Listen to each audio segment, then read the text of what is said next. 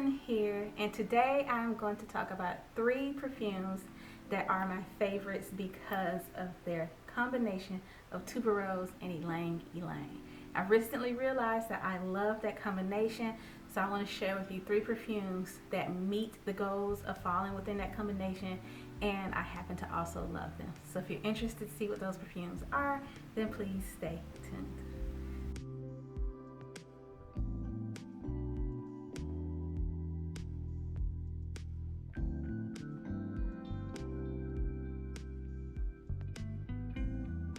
So thank you for staying tuned. This is the Also Sensitive channel, and on this channel I talk about perfumes, I do perfume reviews, and I share perfumes from my perfume collection. So if that's the type of content that you like, then you should go ahead, hit the subscribe button and the notification bell. And if you end up enjoying today's video, then go ahead and hit the like button also.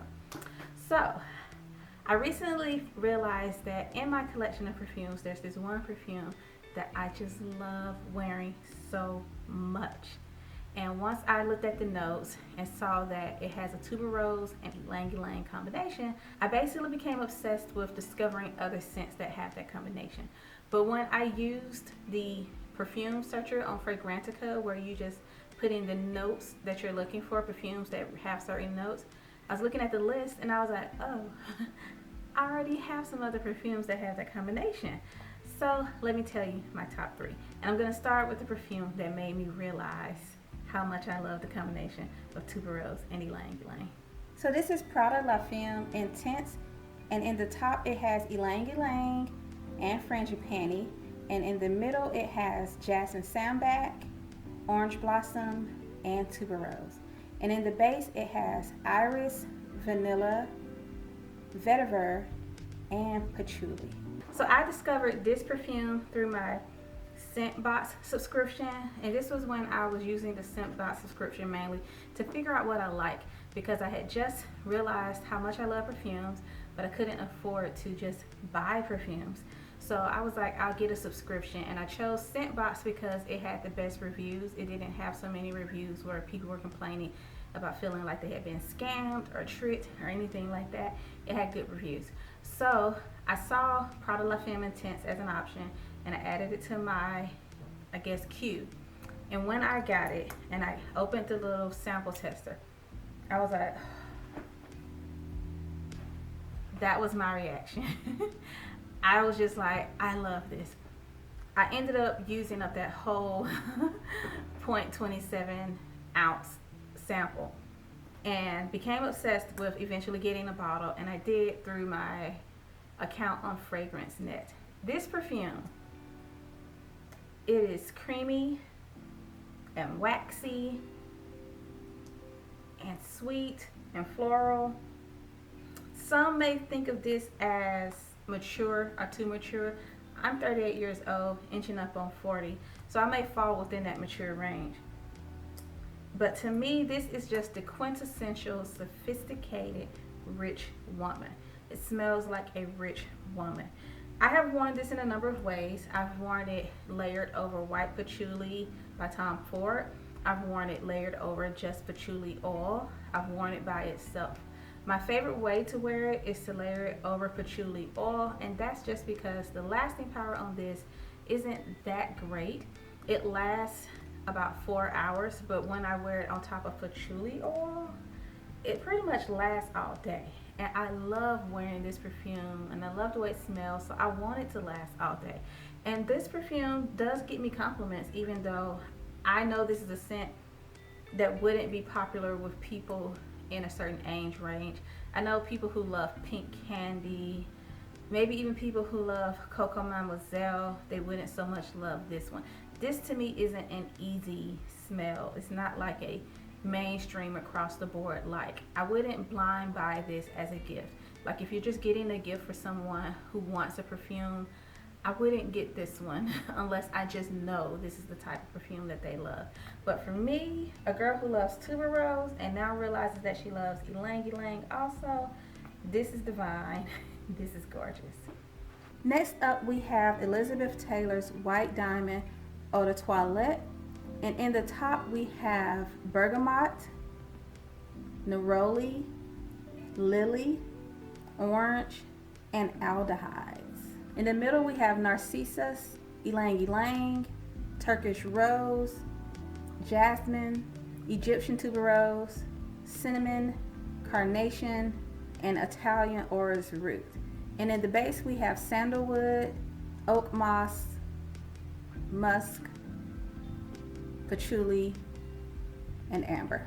So the way I first experienced this perfume, honestly, is probably from smelling it on someone else. I probably have smelled this on older women that I've known in my life and just didn't realize that that's what I was smelling because that wasn't at a point where I was paying attention. But my first intentional encounter with this was when I was in Walmart. I just smelled it and it smells so good. But I was in Walmart and I saw this out as a tester, and so I sprayed it and I was like, that smells really good. But it wasn't a period where it was time for me to buy perfume, so I didn't get it, but it stayed on my mind. And then I happened to see the Flanker White Diamonds Sparkling something, I think, and it was on sale and I got it, but it didn't quite scratch that itch for me. I still wanted this one. And then I won a bottle from Fragrance Net. I follow Fragrance Net on Facebook and Instagram, and they have contests all the time where they'll just say, hey, it's contest time. Type below the perfume you wish you could have. And I typed that I wanted White Diamonds by Elizabeth Taylor, and I won. So when I smell this, I smell the tuberose and ylang-ylang, and they're well blended. But I definitely smell the aldehydes as well. But the aldehydes in this are done to where it doesn't give me a headache. Aldehydes can trigger headaches sometimes, but this doesn't give me a headache. And for this to be an eau de toilette, it lasts a really long time. It lasts longer than my Prada La Femme Intense. And it stays on my clothes for days. So this isn't a perfume that I just wear a lot because it does stay on the clothes for days. So I kind of have to pick and choose my timing. But when I wear this, whew, I feel again like a classy, beautiful woman. I think that tuberose ylang-ylang combination for me just reads as classy, feminine, together, sophisticated, knows what she's doing, knows where she's going, and she's not wearing perfume for other people. She's wearing perfume for herself. She's wearing this perfume because it smells good to her. It also makes me think of a woman who does things like after she gets out of the shower, she dusts a little bit of powder on her chest, and it's kind of a shimmering powder, and she wears white negligees to bed. This just makes me think of ultra feminine woman. Not ultra feminine girl, ultra feminine woman. But the sillage on this is lovely, it's medium, it's not to the point of taking over the room, but people can smell it on you if they're close to you. So I enjoy this perfume, I enjoy how long it lasts, I enjoy the smell, I enjoy the feeling of maturity and class that it gives me. Next up, last but not least, we have Cabotine de Gres by Cabo Team. So in the other ones, I read the notes from Fragrantica, but this one has the notes on the back of the box. But of course, I'm still gonna have the notes up on the sidebar as well. So I didn't realize that my camera had cut off until I started editing this video. So I'm just gonna have to do this part as a voiceover. So again, this is Cabo Team by Grace. And in the top notes, we have black currant buds, pear, plum, and coriander. The heart is composed of rose, tuberose, ylang-ylang, ginger lily, hyacinth, heliotrope, freesia, violet, and iris. And the base notes are cedarwood, vanilla, tonka bean, civet, musk, and amber. So this is a perfume that gets a lot of compliments from me, which I initially found surprising because basically it smells kind of classic and maternal to me, and it is a perfume that was created in the 90s, 1990 to be specific. So I initially assumed that most people would respond to this perfume as if it were a perfume that was maybe too mature or too outdated, but that's not the case. I get compliments on this from a variety of people and variety of ages.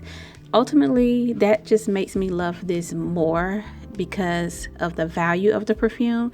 This perfume is so easy to find for a cheap price. Well, maybe not easy to find, but when you see it, it's a really inexpensive price. I got it from TJ Maxx for around $8 to $10 if I just remember off the top of my head, but I've seen it online for maybe $10, $12, $15. It's generally an inexpensive perfume.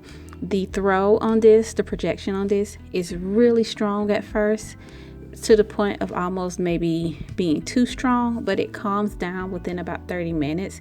But even still, when you walk into a room, it scents the room for you. People smell you when they're passing by. Most of my compliments have been from just walking into the room and people saying, "Oh my goodness, you smell good," or people passing by me and going, "You smell so good."